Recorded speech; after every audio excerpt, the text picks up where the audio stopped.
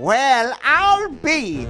Originally released by LucasArts in 1993 as a sequel to Ron Gilbert's groundbreaking Maniac Mansion, Day the Tentacle is a mind-bending time-travel cartoon puzzle adventure game in which three unlikely friends work together to prevent an evil mutated purple tentacle from taking over the world. Now over 20 years later, Day the Tentacle is back in a remastered edition that features all new hand-drawn, high-resolution artwork with remastered audio, music and sound effects. Players are able to switch back and forth between classic and remastered modes and mix and match audio, graphics and user interface to their heart's desire. I feel like I could take on the world. Here is the age-old tale of a feisty pirate, a nefarious baron, and a deadly fleet of hypnotized water birds. Join Nelly Cootalot in this new point-and-click adventure game and rescue birds hypnotized by the villainous Baron Widebeard. Explore a charming hand-drawn world, meet outlandish characters, and face perplexing challenges in search of the treasure of the Seventh Sea. Rated T for Teens. 101 Ways to Die is the latest game from UK indie games developers 4 Door Lemon. As the assistant to the morally corrupt Professor Ernst Splatoon Funder, you must help recreate 101 Ways to Die, a book full of delightfully gory death recipes for dispatching your foes in the most stylish ways possible.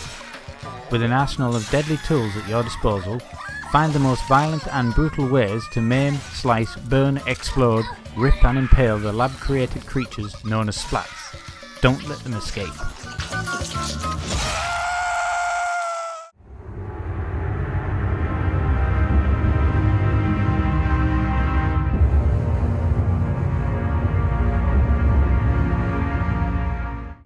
Previously released on the PlayStation 3 and Xbox 360 in 2010, the PC version will feature improved high-definition visuals and support for Steam, exclusive features such as Steam Cloud, Steam Achievements and Steam Trading Cards.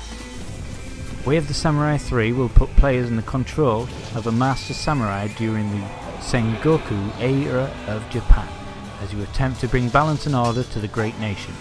As part of this quest, players will be able to take on missions and engage with characters, all of which will alter the course of the game's ending.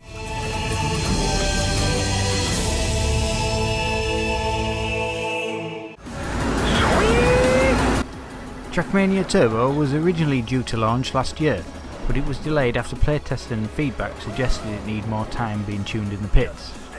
The game will come with 200 pre-built tracks to master, set over 4 environments: International Stadium, Canyon Grand Drift, Valley Down and Dirty, and the all-new Roller Coaster Lagoon.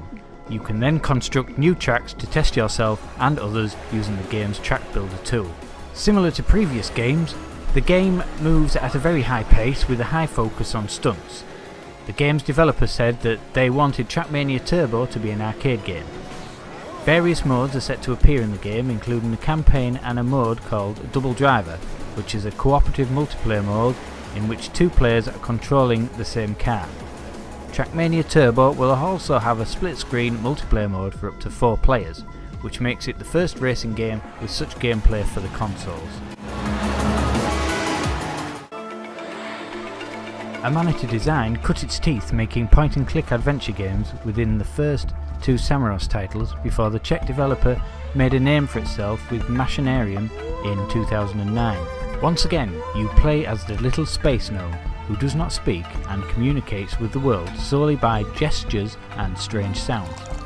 In terms of gameplay, Samorost 3 is a typical point-and-click adventure game that focuses on exploration of diversified locations and solving inventive logic puzzles. In contrast to its predecessors, which were very short and simple productions, the newest installment in the Samorost series is a full-fledged production offering several hours of gameplay. The game's unquestionable strength are its audio visuals. The graphics were created with a technique that combines photography and hand-drawn elements. Cut down entire legions of enemies using the over-the-top powerful Dynasty Warriors style moves, as Hyrule Warriors comes to the Nintendo 3DS.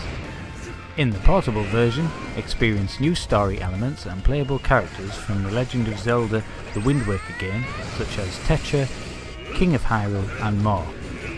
Additional new features, such as the ability to switch between different characters on the fly, allow you to strategically position characters and defeat foes in all new ways like never before. All modes in the original game, with the exception of Challenge mode, will be in the game. Amiibo will be also compatible for use in the game, unlocking rare weapons, materials and rupees. However, Link's spinner weapon is available from the start instead of being unlocked via the Link or Toon Link amiibo. Hyrule Warriors Legends was developed after many fans told the developers they would like to play the original game on a handheld. Porting Hyrule Warriors to the 3DS proved to be challenging, as the hardware is not as powerful compared to the Wii U. The developers had to spend a lot of time optimizing the game and to get the right amount of enemies to appear on screen. In order to run the game as smoothly as possible, the stereoscopic 3D will be disabled on older models of the 3DS, but it can still be utilised on the new Nintendo 3DS and the new Nintendo 3DS XL due to their superior CPU. In Slain, players control Bathorin, a hero in a gothic world, seeking to liberate 7 great towers from 7 deadly overlords. Bathorin must battle his way through a doomed land packed with gruesome pixel art foes before ascending, or sometimes descending, each tower, defeating puzzles, traps and monsters alike.